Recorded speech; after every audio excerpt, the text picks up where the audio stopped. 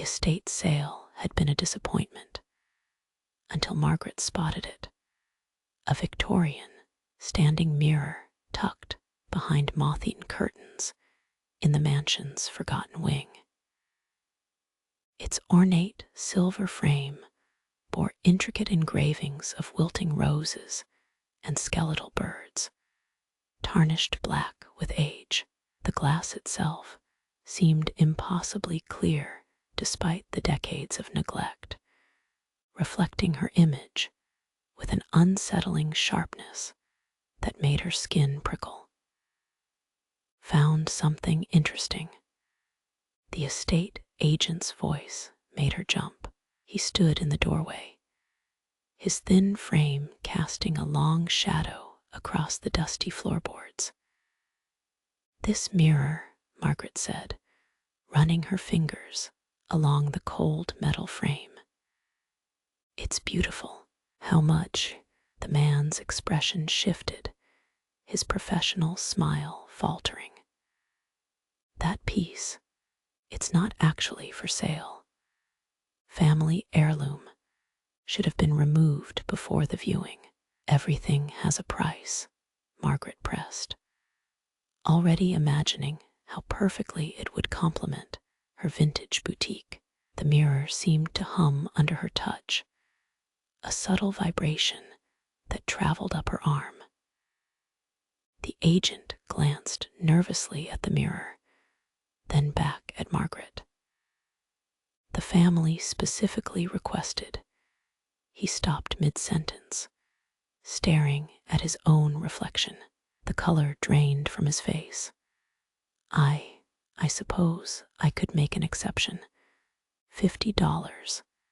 Cash only. Take it today." Margaret barely concealed her triumph. The mirror was worth thousands. As she counted out the bills, she noticed the agent kept his eyes averted from the glass, his hands trembling slightly as he pocketed the money. "Just be careful with it," he muttered, already backing toward the door. "The previous owner said it shows things that shouldn't be seen."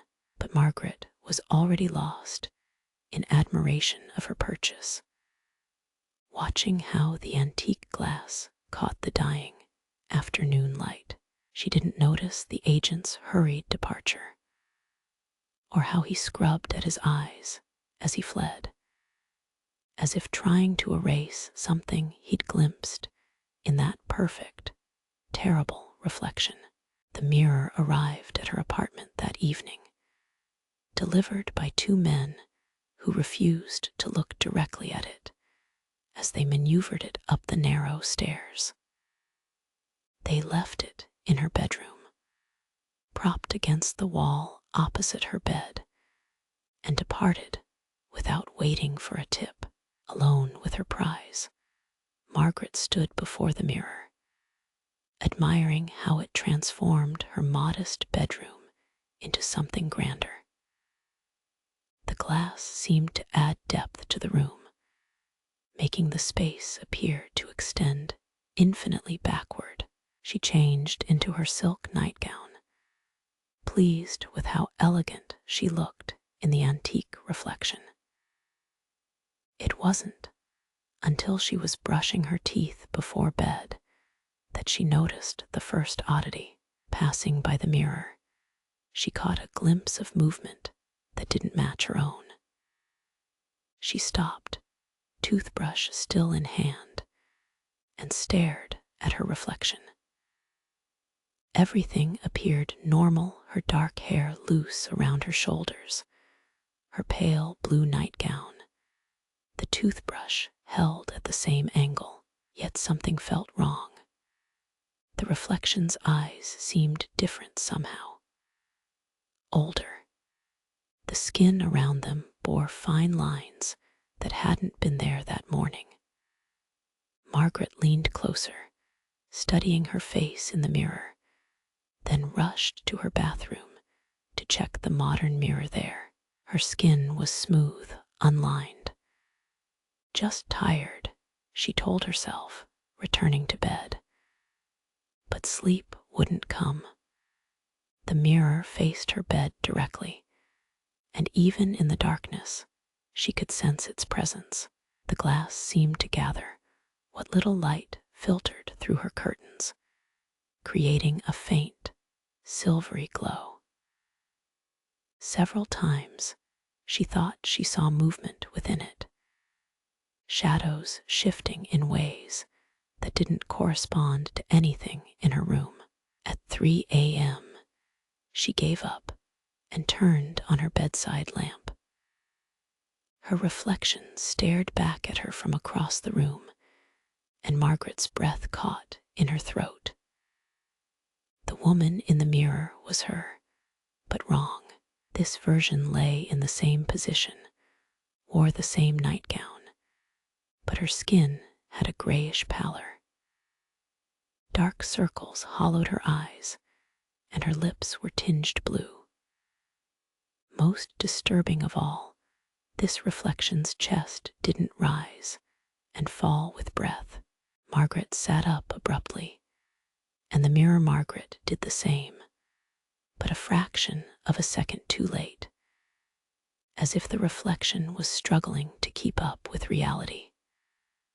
Heart pounding, Margaret approached the mirror, watching as her reflection grew more corpse-like with each step.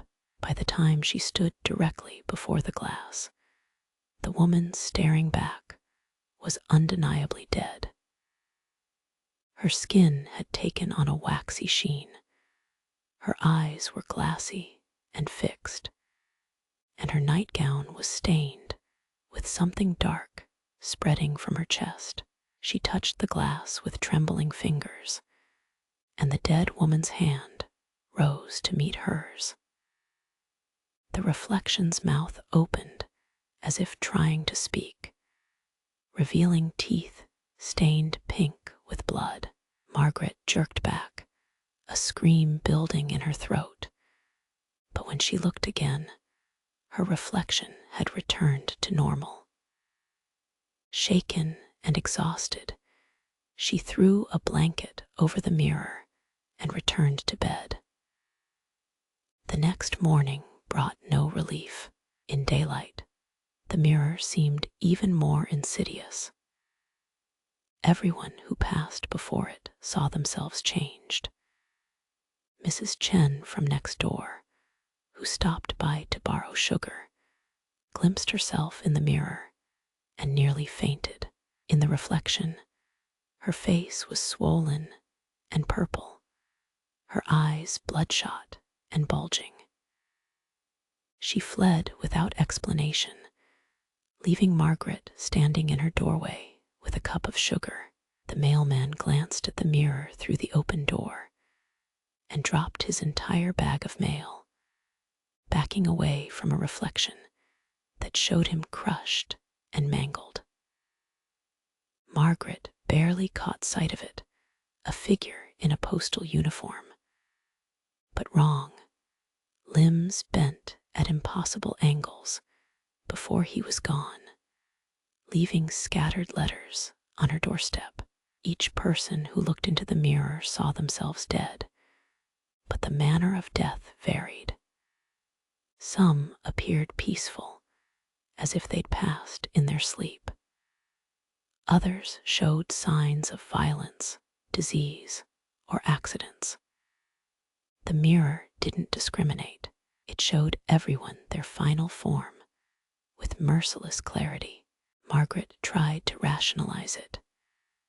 Perhaps it was an elaborate trick, some kind of one-way glass with projections. But she knew better. The mirror was old, far older than any modern technology, and the reflections were too specific, too personal. Her neighbor's swollen face matched her severe shellfish allergy. The mailman's injuries were consistent with being struck by a vehicle. She researched the mirror's history, spending hours in the library and online, piecing together its dark provenance. The mirror had been crafted in 1847 by Aldous Whitmore, a silversmith who claimed to have received visions of death. He'd insisted the mirror showed truth, not the future, but the inevitability that awaited everyone. The glass, he'd written in his journal, was mixed with ash from a crematorium and polished with grave dust. Whitmore had been found dead in his workshop 3 days after completing the mirror, his body unmarked, but his face frozen in an expression of absolute terror. The mirror had passed through dozens of hands since then, leaving a trail of madness and suicide in its wake. Previous owners reported becoming obsessed with their death reflections, checking the mirror compulsively until they could no longer distinguish between their living selves and the corpses in the glass. Margaret found herself following the same pattern. Despite her horror, she couldn't stop looking. Each morning, she stood before the mirror, studying the subtle changes in her death reflection. Sometimes she appeared to have died peacefully in old age, her hair white and skin papery thin. Other times, the reflection showed signs of violence, bruises around her throat, defensive wounds on her hands. The worst part was that the death reflection had begun to move independently. While Margaret brushed her hair, the corpse in the mirror lay still. When she dressed for work, her reflection remained in the nightgown she'd died in. The dead Margaret watched her with glassy eyes that seemed to hold accusation, as if blaming her for some future failure. Her life began to unravel. She couldn't concentrate at her boutique, constantly wondering if today would be the day her reflection's prophecy came true. Friends stopped visiting after glimpsing themselves in the mirror. She hung a sheet over it, but the fabric would inevitably slip off during the night, and she'd wake to find the dead woman watching her from across the room. One night, exhausted and half mad from lack of sleep, Margaret noticed something new. The death reflection wasn't in bed where she was. Instead, the corpse stood directly at the mirror's surface, palms pressed against the glass from the inside. Its mouth moved urgently, forming words Margaret couldn't hear. She approached despite every instinct screaming at her to run. As she drew closer, she realized the reflection was trying to warn her. Its lips formed the same word over and over. Behind, Margaret spun around, but her bedroom was empty. When she turned back to the mirror, the death reflection was pointing frantically over Margaret's shoulder. This time, in the mirror's reflection, she saw him, a figure standing in her bedroom doorway, knife in hand. Margaret screamed and whirled around. Her bedroom door was open, but the doorway was empty. Yet, in the mirror, the intruder was stepping into the room, approaching the bed where her reflection lay sleeping, unaware. She watched in horror as the mirror played out her murder, the figure raising the knife, her sleeping form stirring too late, the brief struggle, the blood spreading across her pale nightgown. But it hadn't happened. She was alive, standing before the mirror, watching her own death like a film. The mirror wasn't showing the future, it was showing a possibility, one of many ways she might die. The death reflection had tried to warn her, showing her a danger that might have been. Over the following weeks, Margaret learned to read the mirror's warnings. When her reflection appeared drowned, she avoided the beach. When it showed signs of food poisoning, she threw out the leftovers she'd been planning to eat. The mirror became both her curse and her protector, showing her deaths to avoid them. But the constant vigilance took its toll. She became paranoid, seeing danger everywhere.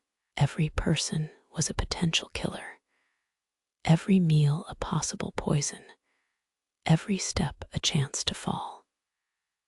She stopped leaving her apartment, then her bedroom, spending hours before the mirror, watching for new ways she might die. The death reflections grew more elaborate, more insistent.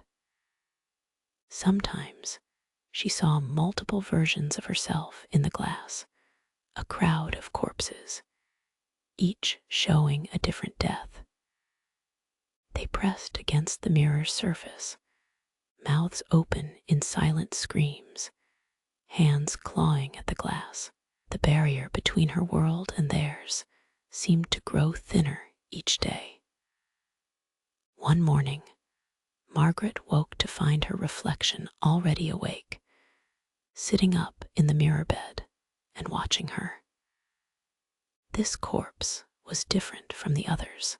It looked fresh, recently dead, with no visible wounds or signs of illness.